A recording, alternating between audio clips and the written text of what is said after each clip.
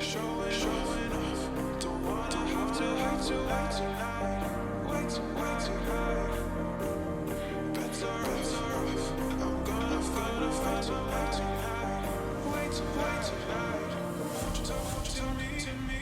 I wanna hear your soul. To me, we'll make tomorrow.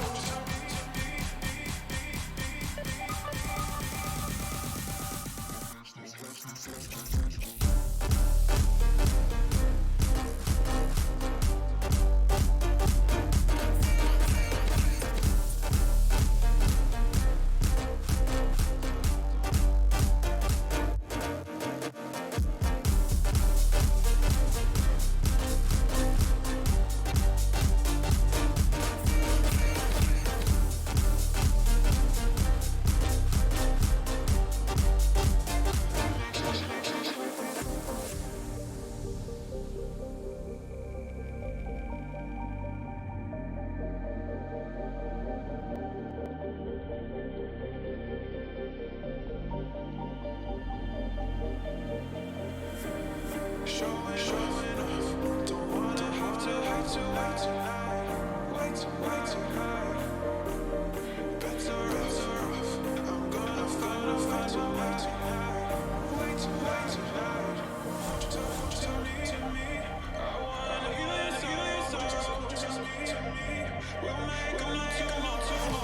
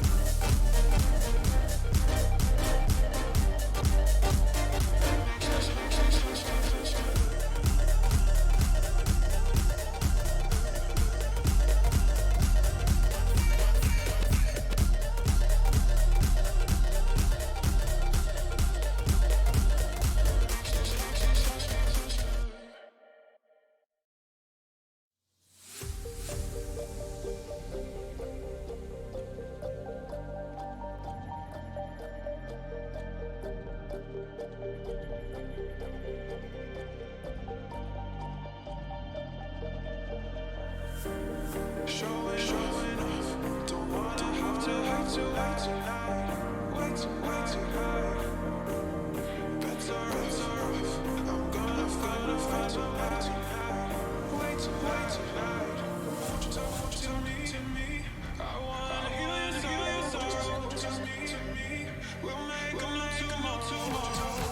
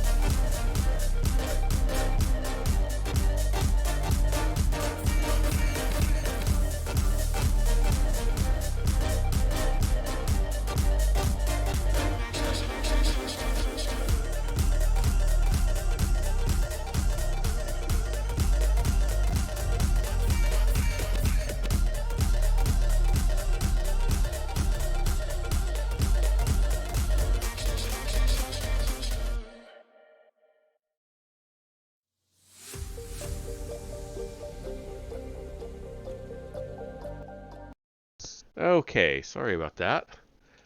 I just discovered, I never noticed it before, that the opening music is like not echoing. It's not echoing. It's like it's playing twice from two different sources and they're like a half a second off from each other. I never knew that because I can't hear it on my end. I just happened to pull up one of my videos on YouTube and discover it. So I don't know how the hell that's happening. I'll have to figure it out. But not right now. It's time to get into the next chapter of Crosscurrent. So we're on chapter 9, and now our two timelines have come together at the after the Battle of Yavin end of the timeline. So interesting. So we'll jump into it. All right. Chapter 9. Kedron and Jaden sprinted through the ship's corridors, Kedron leading, alarms blaring along the way. Mar's voice sounded over Kedron's comlink. They are docked and have overridden the external doors. They are in the airlock. The cruiser? Now to full stop. It still has not scanned us as far as I can tell.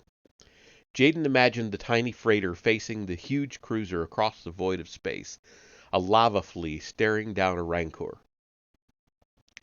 Keep me updated, Kedron said. They sped through the cargo hold, down a hall, and into a side compartment. Jaden could see the black of space through the occasional viewport. Ahead he saw the twin hexagonal pressure doors that opened onto the airlock and the docking rings. Both remained closed. The green light above the far door indicated a successful dock. Jaden put a hand up to slow Kedron. He pressed his cheek against the nearest viewport and tried to get a look at the ship docked on the ring, but the angle provided poor visibility. The docked ship looked tiny, a small sphere like an escape pod, but no make that Jaden recognized. To Kedron he said, "Probably best you keep your distance." An explosion blew the inner airlock door from its fittings and knocked Kedron and Jaden to the ground. The impact of the falling door sent vibrations through the deck. Smoke filled the corridor, the sizzle of exposed, severed wiring. Jaden's ears rang, but he still heard the full clarion of the alarm and, through it, the hum of an activated lightsaber. Adrenaline allowed him to jump to his feet, groggy, his lightsaber in hand. Beside him, Kedron did the same, blaster in his fist, his other hand on the bulkhead for balance. Mar's voice crackled over Kedron's comlink. "What was that? Kedron?" A human male in silver armor bounded through the breached doors. A green, not Sith red, lightsaber glowed in his fist. Oddly, a cable attached the hilt of the lightsaber to a power pack on his belt. His left arm was a stump below the elbow. The suit, not armor, black and frayed at the joint as if it had been recently cut. Kedron did not hesitate and fired a series of blaster shots. The intruder's lightsaber turned from line to blurred circle as he weaved a defense that deflected each shot into the bulkheads. "Stay back," Jaden said to Kedron. He augmented his speed with the Force and rushed forward, feinting high and stabbing low. Parrying the low stab as he sidestepped, the intruder spun into a reverse strike at Jaden's head. Jaden interposed his blade, met the man's hard eyes through the transparent steel of his helmet, and put a force-augmented kick into his abdomen. The impact slammed the intruder into the wall, elicited a wince and a grunt of pain. He doubled over for a moment, favoring his side. Taking advantage of the opening, Jaden unleashed an overhand slash, but the man spun aside and Jaden's blade cut a black groove in the bulkhead. Jaden backflipped high into the air to avoid the intruder's reverse backslash and landed on the other side of the corridor 3 meters away, trapping the intruder between Jaden on the one side and Kedron on the other. Jaden could not quite place the man's fighting style. He had seen nothing like it before. Kedron, now with another clear shot, leveled his blaster to fire, but the intruder, his eyes on Jaden all the while, gestured with the stump of his left arm, and the weapon flew from Kedron's hand and skittered along the arm, and the weapon flew... What? Skittered along the floor. It's got another double sentence there, sorry. Kedron's hand, and skittered along the floor until it reached the man's feet. Jaden and the man stared at each other, eyes narrow, blades held before them. The intruder's breath came hard, and his hunched posture indicated that Jaden's kick had done lasting damage to his ribs. His eyes moved alternately between Jaden's face and his blade. Surprisingly, Jaden felt no additional pressure against his mind from the dark side. He would have expected a more acute thrust in the presence of a Sith. Kedron smashed the glass on an emergency tool bin and removed a hand sledge and axe. Jaden gave him credit for courage, if not sense. The intruder held his ground, breathing heavily, favoring his side. Seconds passed and no one moved to attack. "How's this going to go, then?" Kedron said, hefting hammer and axe. The rhythm of the alarm kept time with Jaden's heartbeat, his breath. He felt the man testing his force presence, as Jaden did the same to him. Instead of the bitter tang of a Sith, he felt the kindred nature of an advanced light side user, perhaps polluted a bit by anger, but definitely a light side user. No doubt the intruder felt something similar from Jaden, though Jaden knew it was doubt and not anger that infected him. "Who are you?" Jaden said, and the man asked. Jaden and the man asked simultaneously. Both lowered their blades, puzzled looks in their eyes. The man touched a button on the control pad on his chest and threw back his helmet.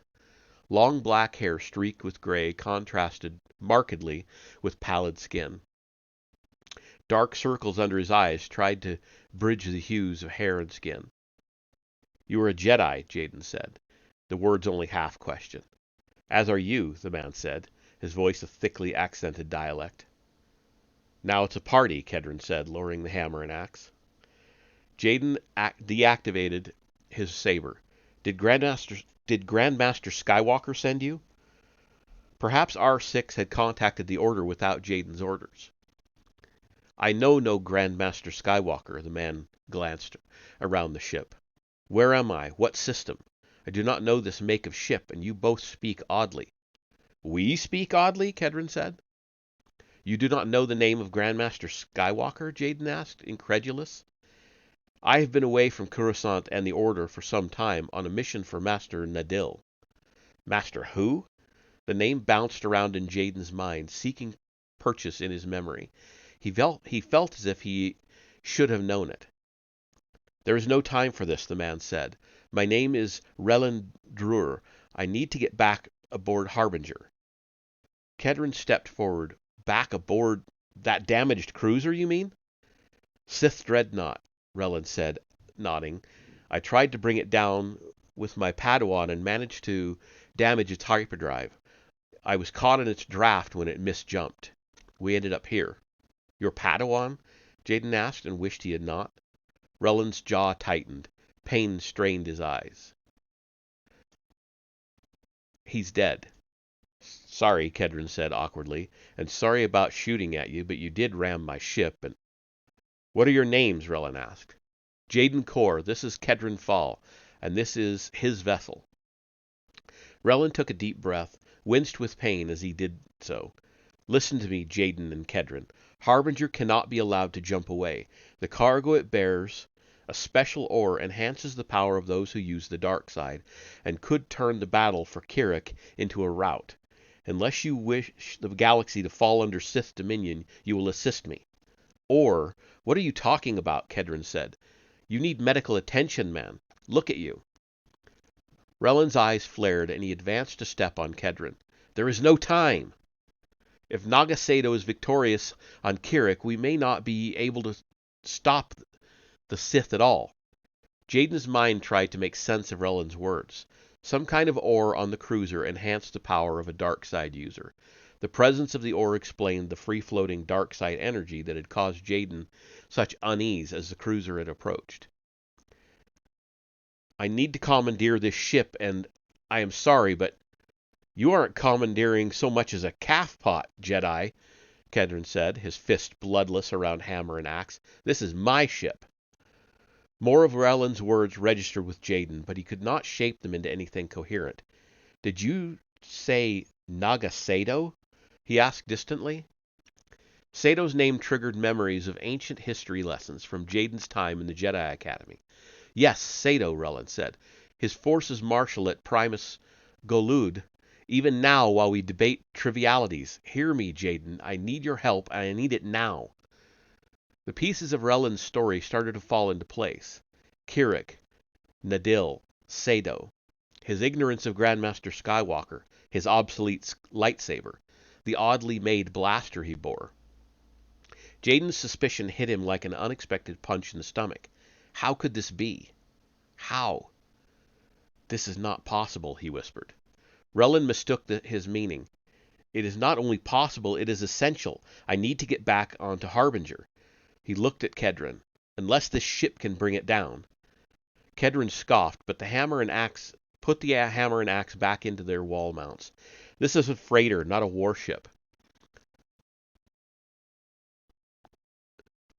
I don't have ship-to-ship weapons. Jaden, are you all right? Nothing at all, Rellen asked. Nothing, Kedron said to Rellen. Jaden, are you all right? Jaden swallowed through a throat gone dry. When he spoke, his voice sounded as mechanical as that of a protocol droid. The Battle of Kirik was fought more than 5,000 years ago. Naga Sato has been dead for centuries.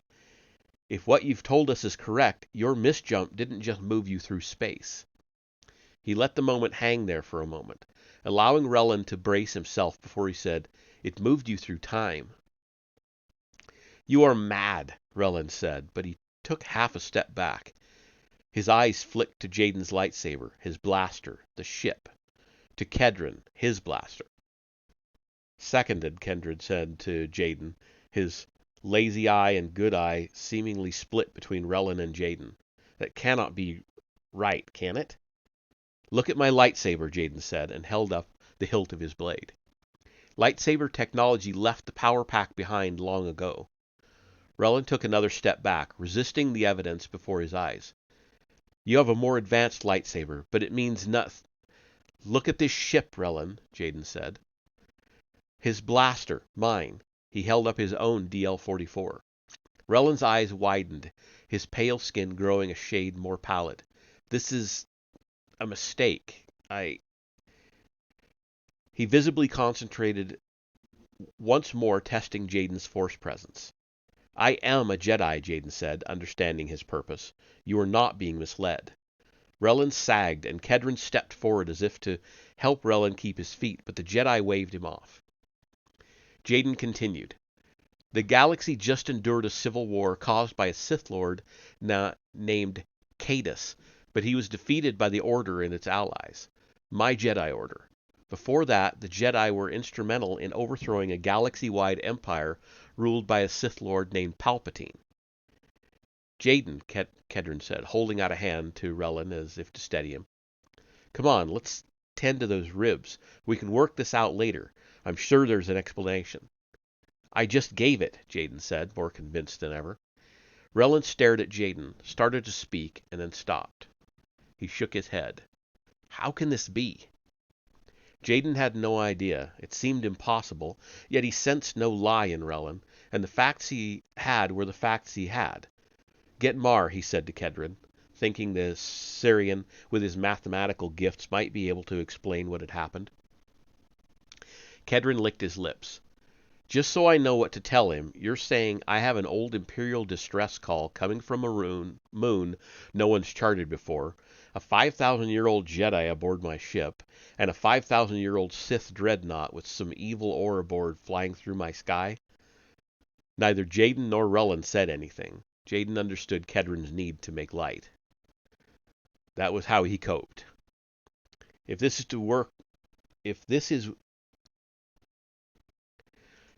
work to you, Jaden, Kedron said, I'd love to see what you do for excitement. He activated his communicator. Mar, you will not believe this.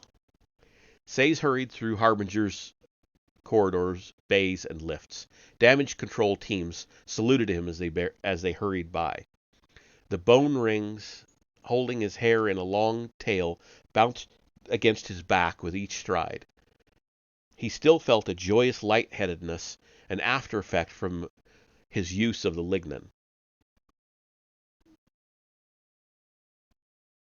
Yeah. When he reached the secondary bridge, he found the night watch already taking their stations. The view screen remained dark. Harbinger was blind. All of them, males and females, human and non-human, stood and raised a fist in a salute. They smelled of stale fear. "Captain on the bridge," said Lieutenant Laird, standing at attention and sticking out his barrel chest. "As you were," Sayes said to the crew, and they returned to work. "You were acting executive officer, Colonel Laird." "Thank you, sir," said the human. "Status.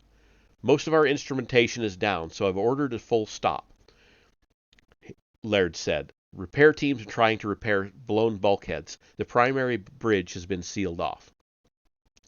Get our instrumentation operational and get a scan underway. I want to know where we are, and get the view screen up."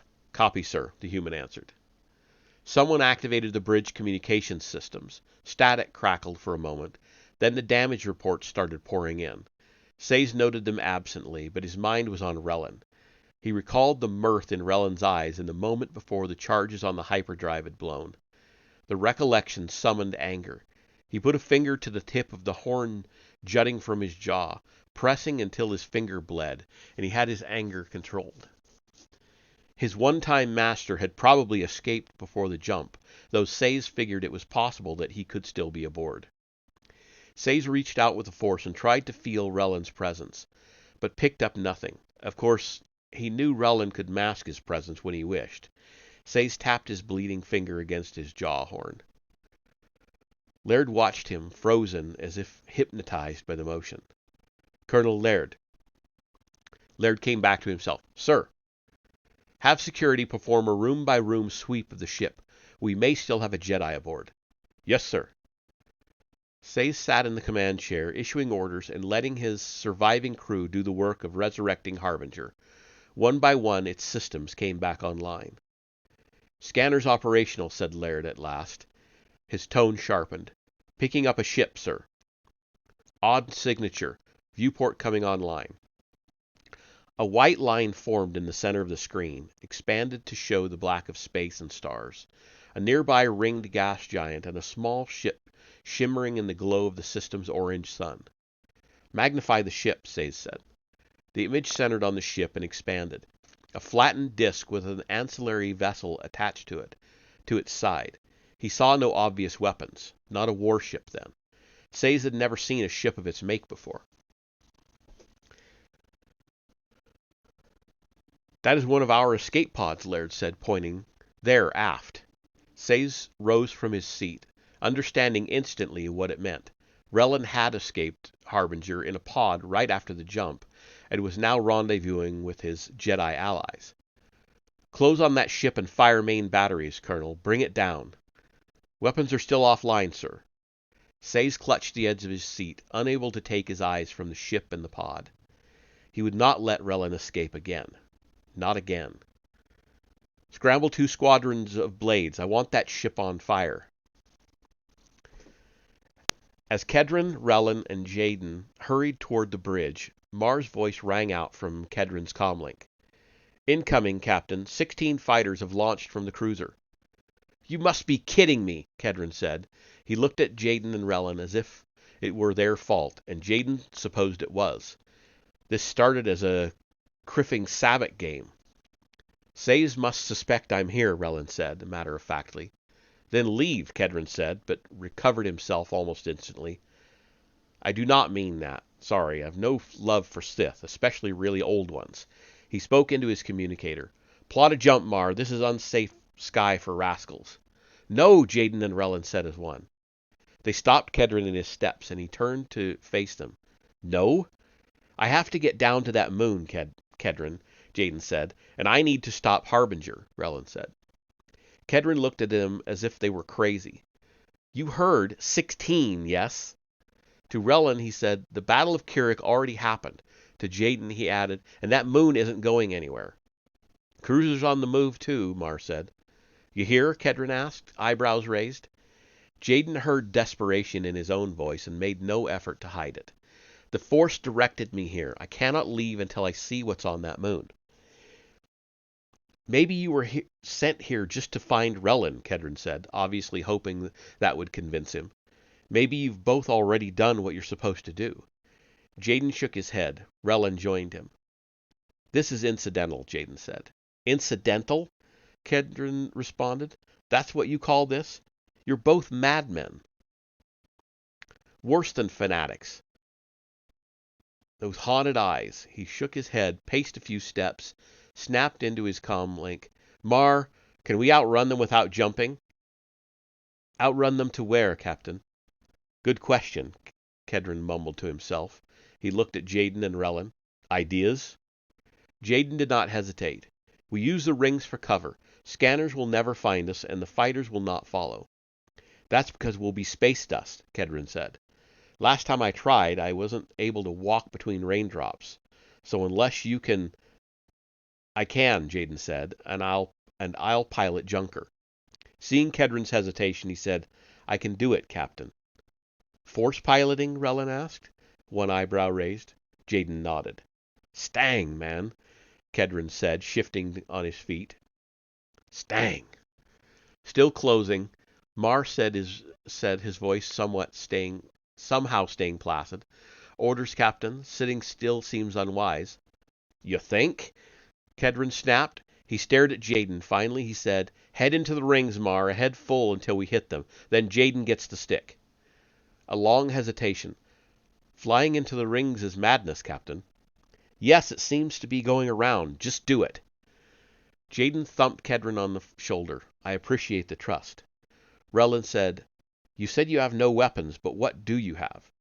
Nothing. A tractor beam mount on the rear. We use it for towing derelicts. Take me to it.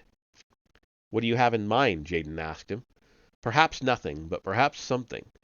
Jaden, Harbinger's captain and I have a personal connection. The fighters will follow us into the rings. Understood. Nearing the rings, Mar said. The fighters are fast, Captain. They're criffing antiques. How can they be fast? Antiques? Never mind, Mar. Jaden is on his way up. Jaden thumped Kedron on the shoulder again. I'll be sure to get a piece of Mar's chew stem. Get two. The blades poured out of Harbinger's belly and swooped into view on the view screen, streaking toward the Jedi ship. The ship turned its engines flared blue, and it accelerated towards the gas giant's rings. Where is he running to? The rings? Laird asked. There's not much room to fly in there. Sayes watched the blades bear down on the ship. If he goes into the rings, order the blades to pursue. I want that ship destroyed. He will try to jump if we allow him to clear the planet's gravity well. The blades are not to allow that. Laird did not hesitate. Yes, sir. Sayes turned to 8L6, the replacement science droid. I want a course back to Primus Golud as soon as possible, and I want a subspace transmission on the ship-to-ship frequency. See if you can raise Omen. He doubted he was anywhere near Omen, but he needed to confirm. Captain, I am getting very odd readings, said 8L6. Sayes leaned forward in his chair. Specify. Astronavigation is unconnected to Harbinger's base chrono. The words pulled Sayes away from his chair to 8L6's side.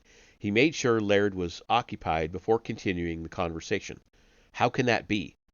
Unknown, but standard astronavigational markers are not where they should be given the time. Sayes studied the readings for himself. Everything was out of place. Something fouled the ship's chrono. Double-check it. I ran several diagnostics before bringing this to your attention. The chrono is functioning correctly. A nervous tingle moved up Sayes' spine. Then you have mislocated us in space. Astronavigation was damaged. I have located our new position with 99.99% confidence. I know where we are. The implication of the words hung in the space between them, unmarked on 8L6's expressionless face. Say's yellow eyes, reflected off the droid's surface, stared back at him. Say spoke in a low tone and asked the question, though he already knew the answer. "What are you saying, L6?" The droid, too, spoke in a quiet tone. "I am saying that given our position, my long-range astro-navigation scans strongly suggest that significant time has passed since we entered hyperspace." Sayes glanced around to ensure that no one was listening. "How significant?" "More than 5,000 years." The words settled like weights on Sayes' mind, heavy with meaning. He put a hand on a nearby chair and locked his knees. The tingle creeping up his spine spread to his entire body. His legs felt weak under him, but the chair kept him up. He turned and stared at the view screen, at the stars that looked the same to him as those he had left behind, but were 5 millennia out of position. "How?" he said. "The most likely explanation is that the misjump resulted in Harbinger's never quite entering hyperspace. We had a hyperspace tunnel in front of us, but never entered it. Instead, the ship accelerated to near light speed only. For us, only a short time passed. For the rest of the galaxy, 5,000 years passed." 5,000 years. Thoughts bounced around in his mind, unconnected, inchoate. His mind felt unmoored. 5,000 years. He struggled to focus, to analyze the situation, but he knew nothing. He had no information with which to perform an analysis. He had no knowledge of the state of the galaxy. What of the Sith Empire, the war with the Jedi, his homeworld? It occurred to him that he and his crew were artifacts, living fossils heaved from the strata of a misjump. Anything could have happened in 5,000 years. The droid said nothing, merely cocked its head as if intrigued by Say's reaction. Say's connection to the Force began to ground him. 5,000 years had passed, but the Force remained constant. He fought down the panic.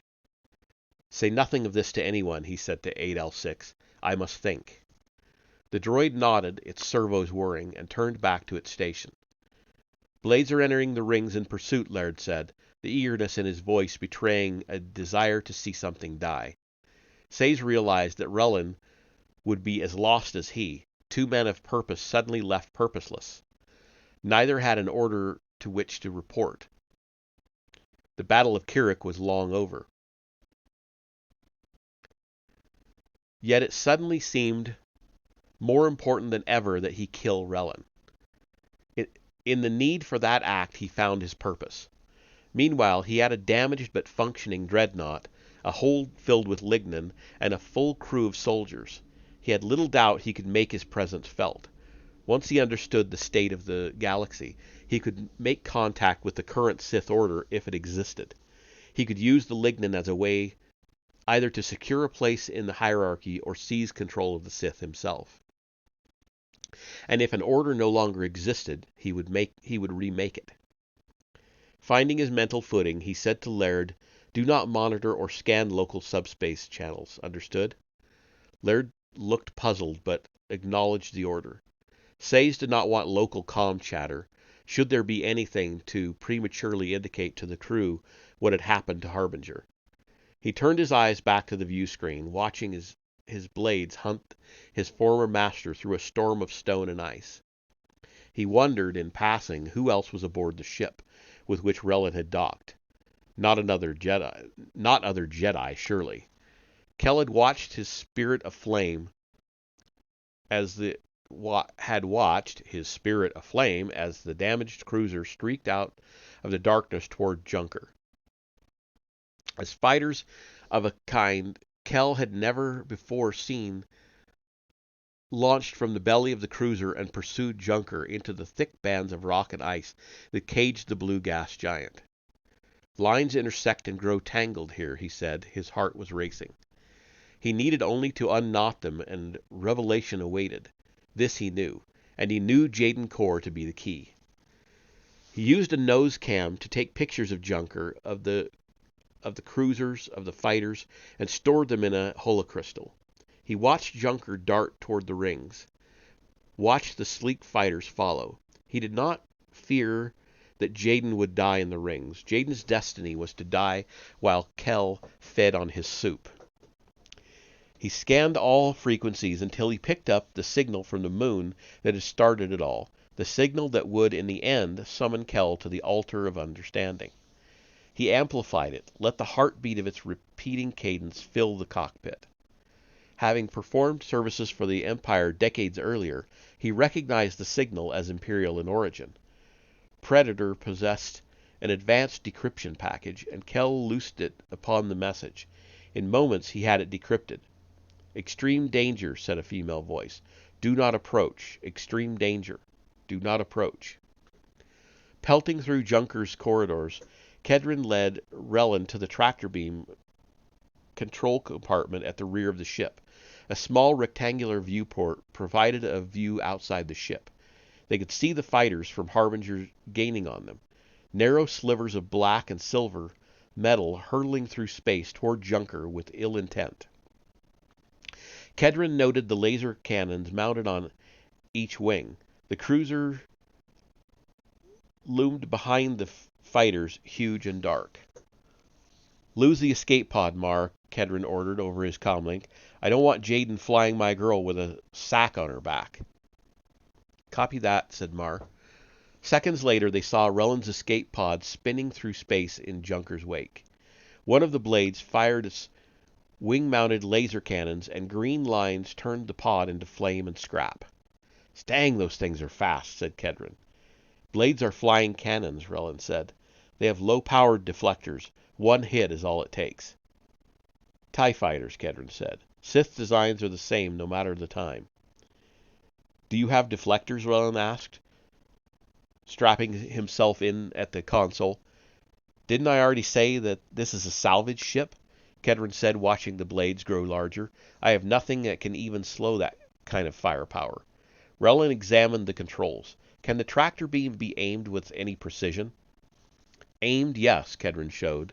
Kedron showed the Jedi the scan and lock display, the fire controls. "But precision? I use it for towing. It's not a weapon." "It will be today. How do I communicate with the cockpit?" Kedron thought he knew what Rellen intended. "Tell me you're not planning to do what I think you're planning to do. We'll be in the midst of the rings. The mass shifts alone. If they follow us into the thick of the rings, we'll need to try something. The communicator, Captain." Kedron swallowed his protest. He activated the onboard intercom. "Cockpit, do you read?" "Clear, Captain," Mar answered. "Fighters are closing. We are in the outskirts of the rings." In his mind's eye, Kedron imagined the rings around the gas giant. Taken together, they were a storm of enormous size, 5 kilometers thick, more than 1,000 kilometers wide, and riddled with chunks of rock and ice that varied in size from pieces less than a meter to mammoth hulks 150 meters in diameter. Junker's deflectors could handle the tiny particles, but if Jaden hit anything of size... "Don't let that Jedi ruin my ship, Mar," Kedron said. "Increase the power to the forward deflector for whatever good it will do." "Yes, Captain." "You don't ruin my ship either," Kedron said to Rellen. Rellen ignored him, inhaled, closed his eyes, and seemed to lose himself in meditation for a moment. Through the viewport, Kedron watched the blades swoop in behind Junker. The slits of their cockpit covers looked like a cyclopean eye squinting to aim. Laser cannons fired, and green lines cut the space between the two ships. Jaden dived Junker so hard and fast that Kedron's stomach waved a greeting to his throat. "I told you not to ruin my ship," he said into the intercom. He scrambled into a seat and strapped himself in as Jaden pulled hard on the stick and put Junker's nose up. Rellen snapped open his eyes. "Jaden, when we get into the rings, I plan to use the tractor beam against the blades. Can you compensate?" A long pause. "You tell me when and which way to accept the drag. I can compensate." "Copy that." To Kedron, Rellen said over his shoulder, "Maybe they won't follow us in." Kedron nodded but knew better. He had not been born lucky. A patter of ice and small rocks The steady beat of a snare drum announced their entry into the fringe of the rings.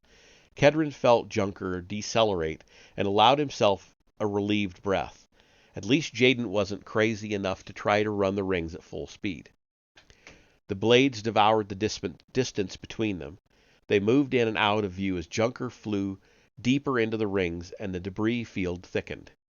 One of the blades hit a chunk of ice, spun wildly, and exploded in flame against a spinning rock that reminded Kedron in shape of a clenched fist. Ever larger chunks of ice and rocks whirled by, a blizzard that would allow Jaden no room for even a single mistake. "Stang," Kedron said, clutching the base of his seat in a white-knuckled grip. He reminded himself to breathe and tried to slow his heart. "Getting thick now," Mar said. "Stop stating the obvious," Kedron shouted, but forgot to activate the intercom. It was just as well. As if to make Mar's point, another of the blades struck a chunk of rock and exploded into a shower of flaming metal. "Ready yourselves," Jaden said, and Junker began to spin. Jaden dwelled in the comforting warmth of the force. He barely saw the swirl of ice and rock whirling through the space before Junker. He felt each rock, each bit of ice, large or small, as if it were an extension of his body. All were connected to one another, and he was connected to them. He abided in the cohesiveness of the universe, the ship an extension of his will. Action preceded conscious thought. His hands were a blur on the console. Junker dived, climbed, spun, wheeled, and careered through the empty spaces between ice and rock. The patter of particles against the cockpit viewport sounded like applause. Laser fire cut glowing lines along their port side, and Jaden turned starboard, dived, then burst out from the bottom of the rings and into open space. For a moment he caught the glimpse of the frozen moon of his vision, a pearl against the black of space, before he veered hard right and lost sight of it. Laser fire once more turned the sky green, crisscrossed the space between them, cut the darkness aft and starboard. Jaden put Junker into a spiraling roll as he nosed the ship back up through the rings. Mar, his voice tight, spoke into the intercom. "What do you see back there?" "Two are down," Kedron said, his voice as sharp as a vibroblade's edge. "The rest are in pursuit. These jocks are good." Jaden knew. Several of them were force-sensitive. But they were not as good as he was. The ship's internal compensators could not keep up with Junker's rapid shifts, and the G's pasted Kedron to his seat. His vision clouded now and again when blood rushed too quickly to his head or too quickly out of it. Jaden had Junker wheeling so wildly through space that Kedron feared for the ship's integrity, never mind the rocks. "Hold together, girl. Hold together." The blades appeared and disappeared in the viewport, flickering in and out of sight like a faulty image on one of the hole's vid screens. Rocks and bits of ice, large and small, moved in and out of his field of vision with dizzying speed. The rapidly changing visual field made Kedron nauseous. Before him, Relin seemed as impassive as stone. "Ever gone angling?" Relin said softly to no one.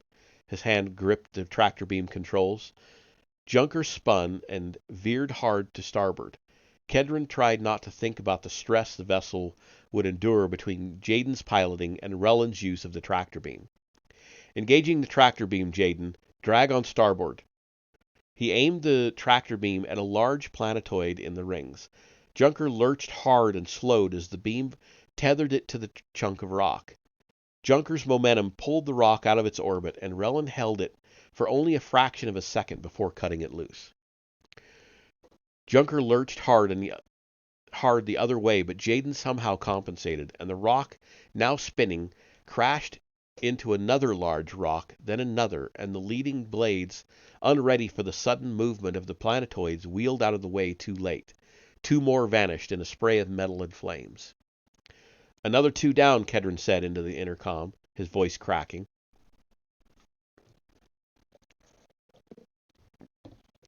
Laser fire split the sky, exploding a large rock to Junker's aft, spraying the ship with particulates. More laser fire lit up the sky. Jaden wheeled down, spun, pulled up hard. Relin aimed the tractor beam again and latched onto one of the blades themselves. Junker lost velocity from the drag, and the other blades gained. Port, Relin said to Jaden, and used the beam to foul the blade's trajectory. With no room for error, the fighter hit a rock and broke into two flaming bits, one of which spun into another blade, sending it into a rock. The rest of the blades, swooping and diving in and out of the field of rock and ice, fired. Jaden nosed up, but one of the beams hit Junker along the port side, shaking the entire ship. The lights flickered, and an alarm rang. "I cannot keep this up for much longer," Jaden said over the intercom. Kedron could hear the stress in his voice. Kedron agreed. It was only a matter of time before they caught a laser. He spoke loud enough to be heard on the intercom. "Jaden, can you get us out of the fighter's sight line for a moment?" Jaden did not hesitate. "Yes." "What are you going to do?" Relin asked. "I'm going to space what's in my hold. It'll hit a rock, explode, maybe fool the fighters if we can stay out of their sight. They can't scan us in here. We make them think we're dead, then lay low." "I'll have to accelerate to full to open some space," Jaden said. "It'll get iffy." "Do it," Kedron said, his mouth dry. "And the price of my cargo is added to the price you owe me." Relin said into the intercom. "A hard dive out the bottom. We space the cargo, then a hard climb back in. We'll have moments." "Good thought," Jaden said. Laser fire exploded a nearby rock, spraying Junker with debris. Jaden climbed hard. Will what's in the hold explode with enough pop?" Relin asked Kedron. "I don't know," Kedron said. "He had speeders in there. They'd blow, though the thought of spacing his searing made him almost as ill as Jaden's flying." Relin pulled two oval-shaped metal discs from his pocket as laser fire shook the ship. "These are mag grenades. Attach them to a speeder and press that button. They'll blow when the speeder does. Understood?" Kedron nodded, and another wild turn nearly caused him to pass out. "Go," Relin said. Then to Jaden, "Kedron is on his way to the hold. Open up some space, Jaden." Kedron unstrapped himself and wobbled like a drunk through the corridors, using safety rails to keep his feet, as the ship answered with exclamation points to Jaden's commands. He felt Junker accelerate, twist, turn, wheel, and he imagined his ship dancing through 100-ton raindrops. The superstructure creaked and moaned under the strain. "Don't get wet," he said, tapping a bulkhead as he opened the cargo bay hatches. Everything was secured and in order, held down with magnetic clamps or stored in containers integrated into the walls or floor. He had two nearly complete land speeders, his searing swoop, Mars's speeder, several containers of electronics, and other pieces of assorted scrap. He ran to the land speeders. He could not space his searing, and affixed the mag grenades. A press of a button turned both of them hot. "Quickly, Kedron," Jaden said through the comlink. Kedron did not bother to respond. He hurried across the bay to the airlocks and activated the venting sequence. A beeper started ticking off the 30 seconds. 30 seconds to vent, he said into his comlink. "We have the readout up here," Mar said in his calm, certain voice. "Tell us when you are clear." Kedron ran back to the speeders, lost his footing, scrambled to his feet, heart racing, and decoupled them from their magnetic mounts. For good measure, he opened one of the large containers that held scrap electronics. Too late, he realized that if the speeder bumped hard against something else in the bay, it might trigger the grenades while they were still in the ship. He started to go back, but Mar's voice halted him. 10 seconds to venting. "Stang!" he cursed. He exited the cargo bay, secured the hatch, and then grabbed a safety rail with both hands. "Clear." Jaden turned Junker's engines loose and slammed the nose down. The G's flattened Kedron against the wall, and the overhead siren screamed the imminent venting of the cargo hold. He imagined the speeders skidding across the bay floor, live grenades attached to them. You've lost them for the moment, Relland said over the intercom. Venting, said Marr's voice. Kedron stood and stared through the transparisteel viewport in the hatch doors as the airlock opened and months of work, including the speeders, flew out into the void of space. Through the open airlock doors, he caught a glimpse of the edge of the rings as Junker burst out of them. He also caught a flash, presumably from the explosion. Jaden nosed back up hard, throwing Kedron to the floor as he angled back into the rings, still spinning and wheeling. A good explosion, Relland said, as if he were evaluating a grav ball shot. His vantage at the rear of the ship would have allowed him to see it directly. Jaden said, "We'll stay flying hard until we see whether they buy the ruse." Kedron sat in the core of his ship, listening to her strain, waiting for the telltale shake from a laser cannon near miss. Nothing. "There is nothing behind us," Relland said. Kedron looked at the ceiling and exhaled. He patted his ship. She had saved him again. "Find something big enough to accommodate us," he said, "and set her down. Then everyone get to the galley. We need to talk." And that is the end of the chapter. And it looks like we are just over halfway through the book. We're at 55%, according to the Kindle app. So that'll be it for tonight on this. We'll pick it up again on Friday. This is Wednesday, right? Yeah. So we'll pick it up on Friday, and we'll see where it goes from there. Good chapter. Seemed kind of long compared to the others. But, oh, I always go offline when you're coming on. Well, sorry, I only read one chapter per session. But I'll be coming back in a few minutes to play some you always want to join and ask questions. Well, this was a Star Wars one, so I'm not sure what questions you would have, but unless you wanted to kind of catch up on the book. But my other reading is Sunday, Tuesday, Thursday, so I'll be doing it again tomorrow night. On Monday, Wednesday, Friday, I do Star Wars stuff. So I will be coming back in a few minutes to play some Oblivion, if you want to come back around in about 10-15 minutes. Otherwise, sorry. I started right at 9 o'clock tonight.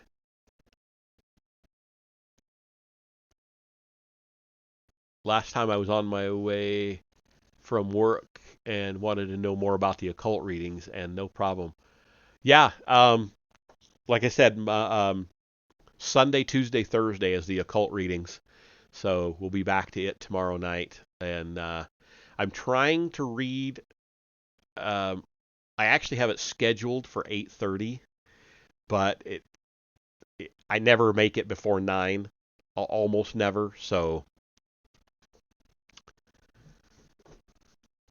8:30 Mountain Standard. So it'd be like 10:30 Eastern, because I'm on Mountain Time.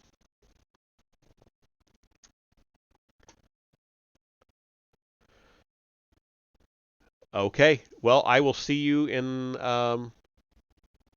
about 10 minutes. I will try to keep to 10 minutes. All right, see you then.